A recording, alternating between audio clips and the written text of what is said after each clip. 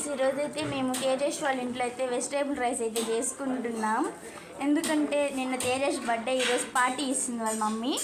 ఇప్పుడైతే రైస్ అయితే ఉడుకుతుంది. ఇప్పుడే అయితే వీళ్ళైతే ఆనియన్స్ ఇవన్నీ కట్ చేసి రైతా చేస్తుంది చిట్టి. రోహిత్ మాత్రం పచ్చిమిర్చి అయితే కోస్తున్నాడు. ఇప్పుడైతే ఇది ఉడుకుతుంది, అయిపోవస్తుంది. జీడిపప్పులు అయితే వేయించుతున్నాం బిర్యానీలోకి వేసేదానికి.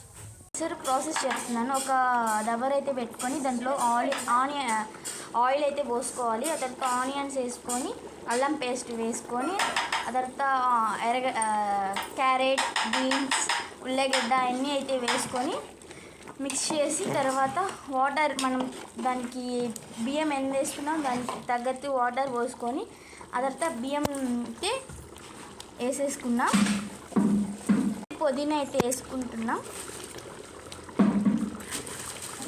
అయితే వేసేసుకున్నాం. జీడిపప్పు వేయించిపెట్టిన జీడిపప్పు అయితే దాంట్లోకి అయితే వేసేసుకోవాలి. అయితే రెడీ అయిపోయింది. బిర్యానీ అయితే రెడీ అయిపోయింది. అందరికైతే ప్లేట్లో అయితే వేసేస్తున్నాం.